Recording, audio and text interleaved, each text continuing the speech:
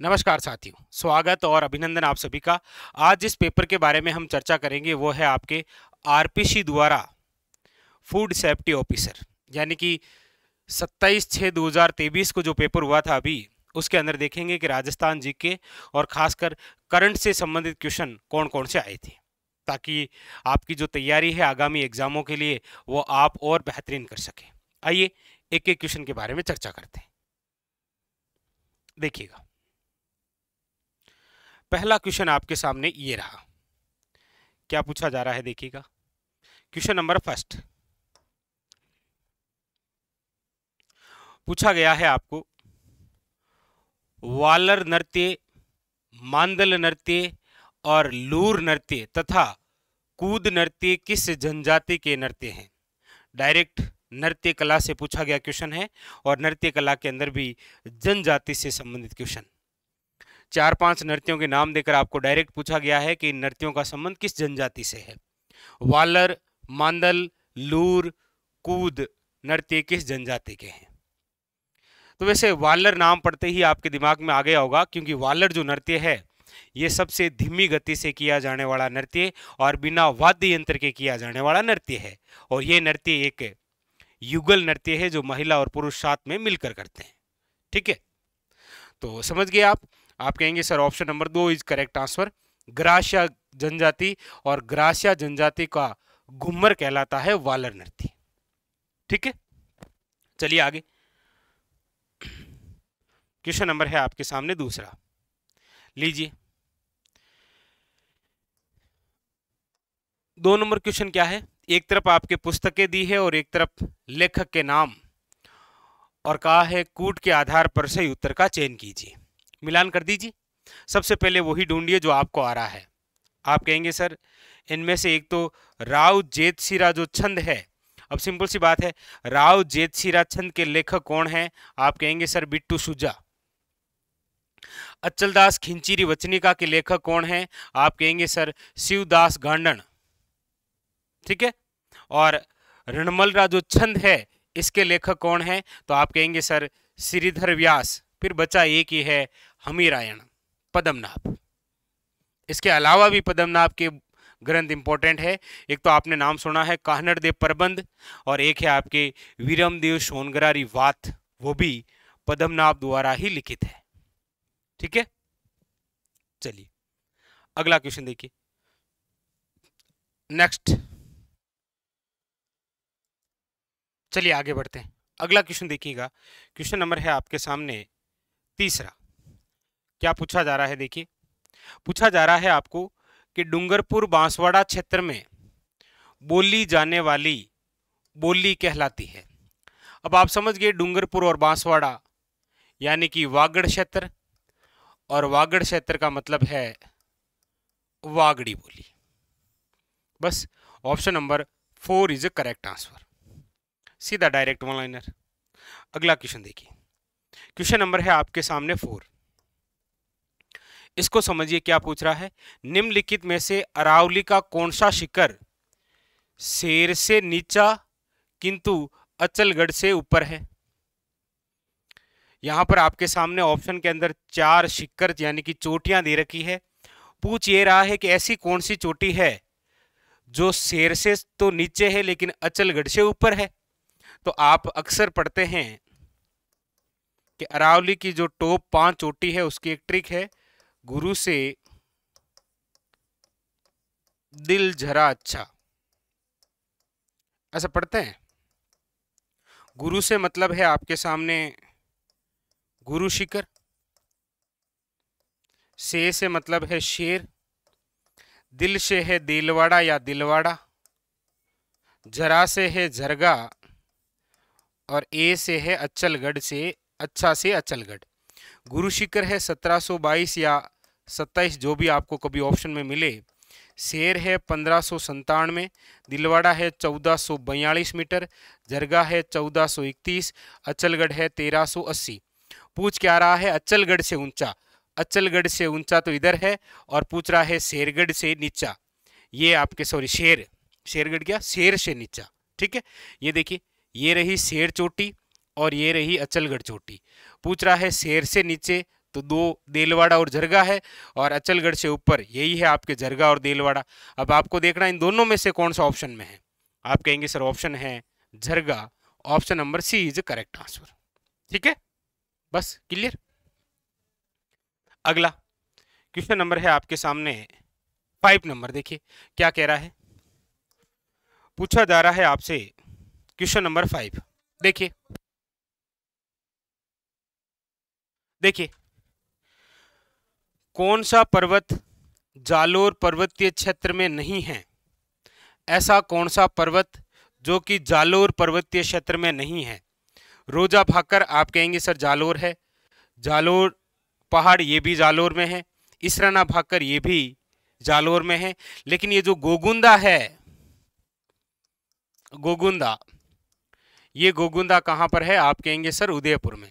एक बात और भी याद रखिएगा, ये भी पूछा जाता है भाकर कहाँ है, तो याद रखिएगा सिरोही जिले के पूर्वी क्षेत्र में तेज ढाल वाली पहाड़ियां क्या कहलाती है? भाकर। तो इसराना भाकर और रोजा भाकर जालोर में, जबकि भाकर सिरोही में। ये एक और इंपॉर्टेंट क्वेश्चन याद रखिएगा। ठीक है, चलिए आगे नेक्स्ट देखिएगा,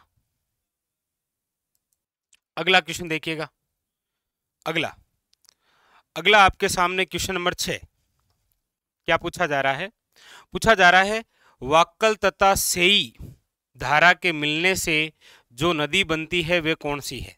अब देखिए, वाक्कल, मानसी, हतमती, मेशवा, सेई और वेत्रई, ये सारी नदियां जिसकी सहायक है वो है साबरमती नदी। और साबरमती नदी आप सब जानते हैं ये गुजरात की मुख्य नदी है, जिसका उद्गम हमारे राजस्थान के उदयपुर जिले से होता है। इंपॉर्टेंट है ये। ठीक है, चलिए अगला क्वेश्चन देखिए। क्वेश्चन नंबर है आपके सामने 7। क्या कह रहा है? सूची 1 का सूची 2 से मिलान करना है। एक तरफ झीलें हैं और एक तरफ जिला है, यानी कि कौन सी झील किस जिले में है, ये हमसे पूछा जा रहा है। कोई दिक्कत नहीं, सारे इंपॉर्टेंट ही है और याद भी है। अब पंचभद्रा झील तो बताने की आवश्यकता नहीं है, बाड़मेर। तालाब ए शाही तो धौलपुर। 4-5 तालाब याद रखिए, देखिए अक्सर पूछे जाते हैं। जैसे तालाब ए शाही तो कहां पर है? धौलपुर में। याद रखिएगा तालाब ए शाही कहां है? धौलपुर में। किशोर सागर तालाब कोटा में। बाई का तालाब बांसवाड़ा में। नवल सागर तालाब बूंदी में। और एक है आपके पन्ना साहे तालाब खेतड़ी झुंझुनू, ये इंपॉर्टेंट है। ठीक है, और ताल छापर तो आपको पता ही है कहां पर है, चूरू में। और नवलक का दे ही रखा है बूंदी। ठीक है, चलिए अगला देखिएगा। क्वेश्चन नंबर है आपके सामने 8 नंबर। क्या कह रहा है? निम्नलिखित में से कौन सा जिला न्यूनतम औसत वार्षिक वर्षा प्राप्त करता है? न्यूनतम औसत वार्षिक वर्षा, वैसे न्यूनतम औसत वार्षिक वर्षा तो जैसलमेर है, लेकिन यहां पर जो ऑप्शन में दे रखे हैं उनमें से कौन सा है? उदयपुर, दौसा, चित्तौड़गढ़। देखिएगा दक्षिण और पूर्वी जो क्षेत्र है यहां पर तो ठीक वर्षा होती है, लेकिन आप देखेंगे ऑप्शन नंबर जो सी है नागौर, यहां पर सबसे कम इन चारों में से औसत वर्षा होती है। ठीक है, सबसे कम। अगला देखिए,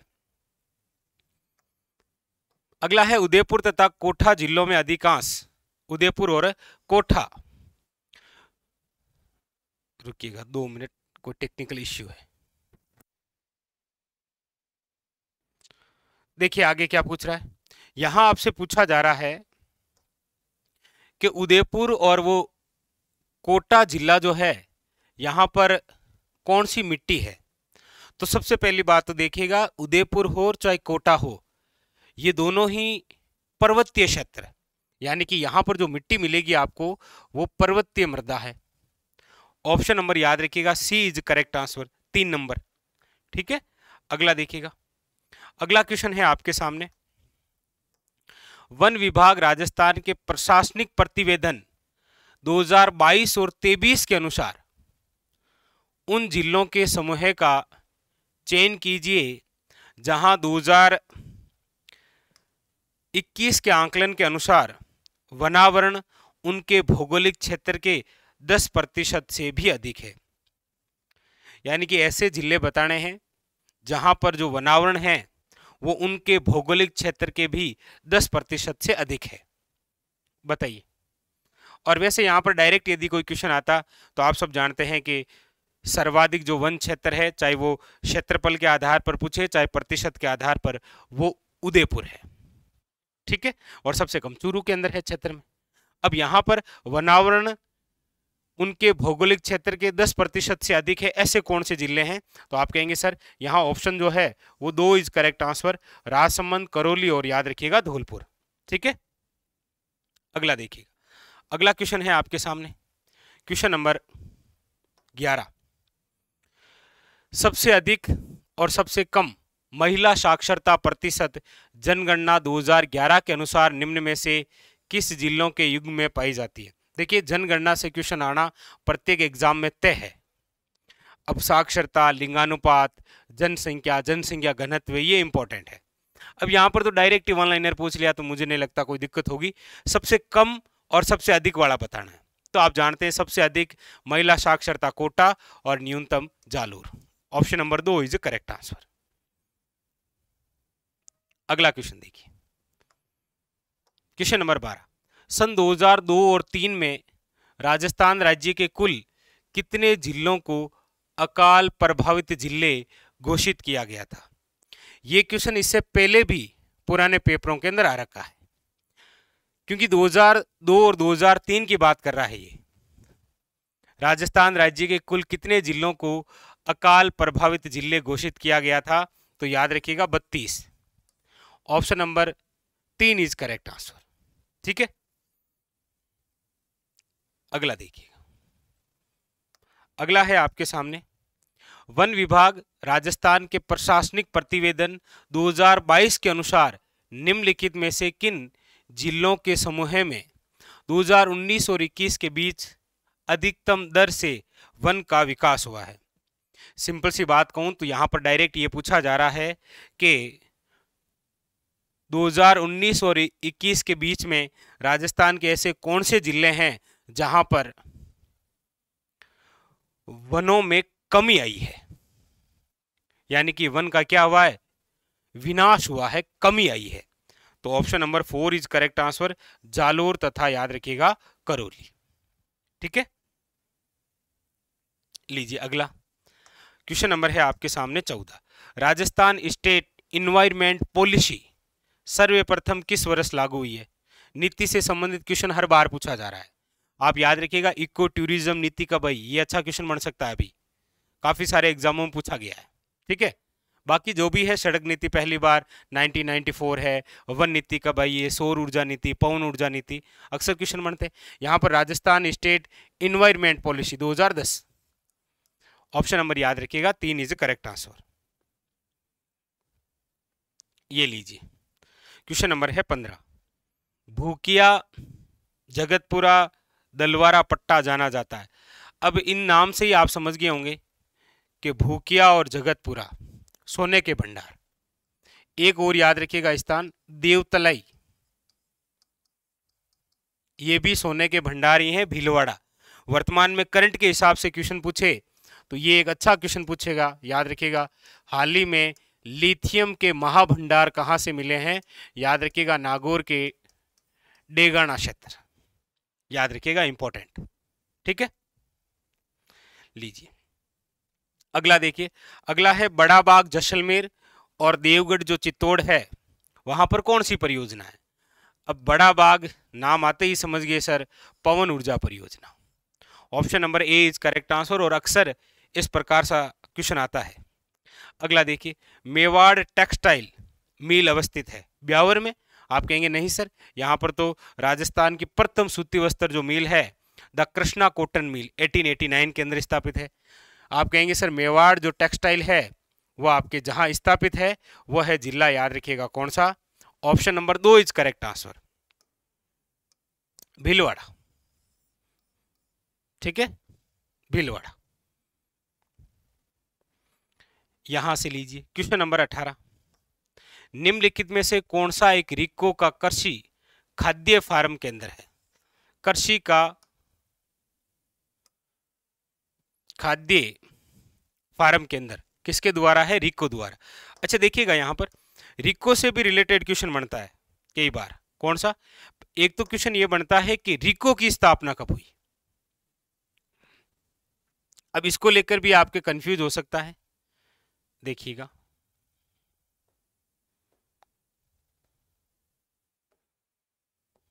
रिको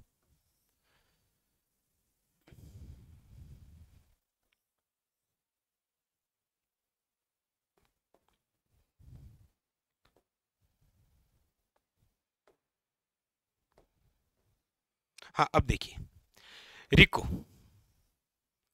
थोड़ा हैंग हो गया, जैसे मोबाइल होता है ना वैसे। तो देखिए रिको का कृषि खाद्य फार्म केंद्र कौन सा है। सबसे पहले रिको की स्थापना, देखिए यहां से भी एक अच्छा क्वेश्चन आता है। और रिको की स्थापना आप दो प्रकार से पढ़ते हैं, 1969 और 1980। 80 में इसकी स्थापना स्वतंत्र रूप से हुई थी। इसीलिए आपको डायरेक्ट कभी पूछा जाए रिको की स्थापना तो आपको देखना इन दोनों में से कौन सा ऑप्शन में है। लेकिन आपके दिमाग का क्वेश्चन सर दोनों ही आ गए तो फिर आपको 1969 करना है। ठीक है, क्योंकि ये क्वेश्चन पूछा गया है। अब यहां पर कृषि खाद्य फार्म केंद्र पूछ रहा है तो याद रखिएगा option number 4 is correct answer, Boranada Jodhpur. ठीक है, अगला देखिएगा। अगला क्वेश्चन है आपके सामने, हाल ही में राजस्थान की एक मूल निवासी महिला विंग कमांडर भारतीय वायुसेना का वीरता पुरस्कार प्राप्त करने वाली पहली महिला बनी, उनका नाम क्या है। बड़ा चर्चा में रहा था, दीपिका मिश्रा, याद रखिएगा ऑप्शन नंबर हो जाएगा 2 इज करेक्ट आंसर। ठीक है, दीपिका मिश्रा।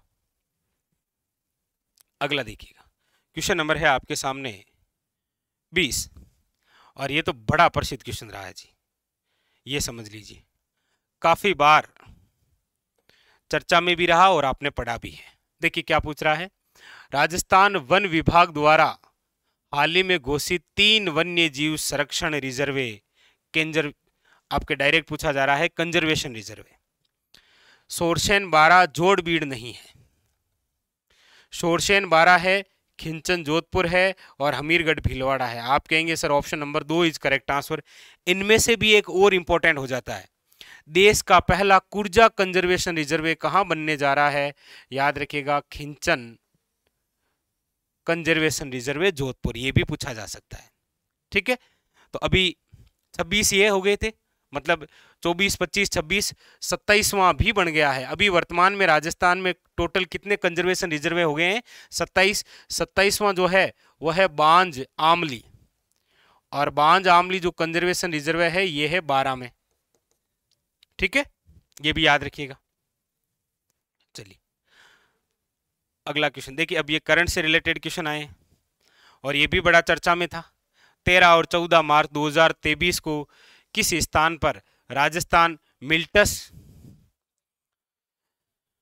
आप कहेंगे सर जयपुर, ये बड़ा चर्चा में था।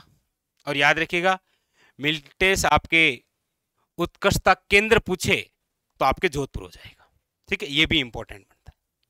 लीजिए क्वेश्चन नंबर है आपके सामने 22, मार्च 2021 में एक सीजन में 5-8 मीटर पर्वत शिखरों पर चढ़ने वाली प्रथम वे एकमात्र भारतीय कौन सी है, तो आपको याद रखना है वो है बलजीत कौर। कौन सी, बलजीत कौर। ठीक है, अगला देखिएगा। अगला क्वेश्चन है आपके सामने, मार्च 2023 में भारत के प्रधानमंत्री ने वन वर्ल्ड टीबी समिट 2023 का उद्घाटन किया, इस समिट का आयोजन कहां किया गया। अब इसका आंसर आप बताइएगा, इसका आंसर तो आप बताएंगे ना, ये तो डायरेक्ट वन लाइनर क्वेश्चन है, कोई थ्योरी तो है भी नहीं इसमें। ठीक है, चलिए 23 का आंसर बताइएगा आप। कुछ सर्च करेंगे तो कुछ दो बातें आप नहीं सीखेंगे, ठीक है। अगला देखिएगा, अगला क्या है, अगला है आपके पास में इम्पिट इंडिया योजना भारत में विज्ञान और प्रौद्योगिकी विभाग और मानव संसाधन विकास मंत्रालय की एक सहयोगी पहल है, किस पर केंद्रित है? तो आपको याद रखना है ये जो केंद्रित है ये तकनीकी रूप से उन्नत राष्ट्र के लिए अनुसंधान और नवाचार को बढ़ावा देने के लिए। ऑप्शन नंबर 4, ठीक है। अगला देखिएगा, लीजिए, हाल ही में भारतीय मूल के एक व्यक्ति विश्व बैंक के अध्यक्ष के रूप में चयनित किया गया है, उनका क्या नाम है? बड़ा ही इंपॉर्टेंट फैक्ट है। चलिए, हाल ही में भारतीय मूल के एक व्यक्ति को विश्व बैंक के अध्यक्ष के रूप में चयनित किया गया है, उसका नाम क्या है? अमित बंगा, अरविंद बंगा, अजय बंगा या अरुण बंगा, बताइएगा कौन सा है इनमें से? तो आपको याद रखना है, very very important, Ajay Banga. Option number 3 is correct answer, ठीक है। चलिए अगला क्वेश्चन देखिए, अगला क्वेश्चन है आपके सामने,